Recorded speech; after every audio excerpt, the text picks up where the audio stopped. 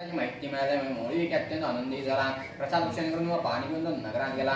मोळी डोक्यावर घेऊन बोला पडले देव हारे विठ्ठल श्री ज्ञानदेव तुकाराम पंढरीनाथ महाराज की जय. बोलो सत्यनारायण भगवान की जय. मंगलमूर्ती मोरया. काय तेलाची केलाय का तुपाची केलाय? आणि ते मोठे ते तेलाचे ते मग असे मत कुठे ठेवलं ते करतो. तेलाची करा ती तेलाच करू तुपाची संपते लगेच. बरोबर तेल आणून टाकलं ते आणा. दूध म्हणाले हे म्हणो या संबंधी आणखी कथा सांगतो ती आहे का? पुरे गौतम सार्वभौम राजा होता. आपण पूर्वी म्हटल्याप्रमाणे सत्यनारायण व्रत का करे नाही? त्यावर साधुवाने म्हणाला हे प्रिय तिच्या वयासमय हे व्रत मी करीन. अशा प्रकारे पत्नीला सुवासन देऊन तो व्यापार करण्यासाठी परगावी निघून गेला. इकडे कलावती वयानं गुणांनी वाढवू लागले. आपली कन्या उपत झालेली पाहून साधुवाने विचार करून एका दूतासपर्यंत त्याला वर्ष सदनार्थ पाठवले. तो दूतोत्तम तिचा कांचन नगरी तुला एका वाहनाच्या मुलाला ठेवणा परत आला. रुग्ण संबंधाच्या वाहनाच्या मुलाला पाहून साधू वाहनाने आपल्या वाहनाच्या पुत्राला कन्येचे विधिवत कन्यादान केले.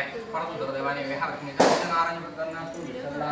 त्यामुळे भगवंताची त्याच्यावर गरमत झाली. कालांतराने तो व्यापारापासून साधूने आपल्या जावया असा निघाला. आपल्या श्रीमंत जावयाचा सिंधू तीरा असणाऱ्या रत्नसारपुरामध्ये तो आणि व्यापार करू लागला. त्यानंतर केतूच्या राजनगरीचा व्यापाराचा काही काळ अत्यंत आनंदात गेला. अशा वेळी सत्यनारायण भगवंताने हा वाणी आपल्या सत्यनारायणच्या पूजेच्या प्रश्न भ्रष्ट झाल्यामुळे याला अत्यंत कठीण दुःखाचा शाप दिला. त्यानंतर थोड्या दिवसाचा राजवारीने जनात काही दिवस साधवाने निवांत नेल्याचा राजसेवक पडल्यावर पाहणं बेचन सर्वत्र टाकून पळून गेले. तेवढ्या काही राजे तेथे आले व राजाचे धन पाहून या दोघांना चोर समजून बांधले व आनंदाने धावत जाऊन सांगितले की हे राजा आपले धन चोरणारे जण चोरांना आज्ञा व्हावे. राजाने खर्च जर्ण करता त्यांना कारागृहात टाकण्याची आज्ञा दिली. तर परमेश्वर माळवे त्यांचे काहीच ऐकले न जाता उलट राजाने त्यांचे सर्व जप्त केले.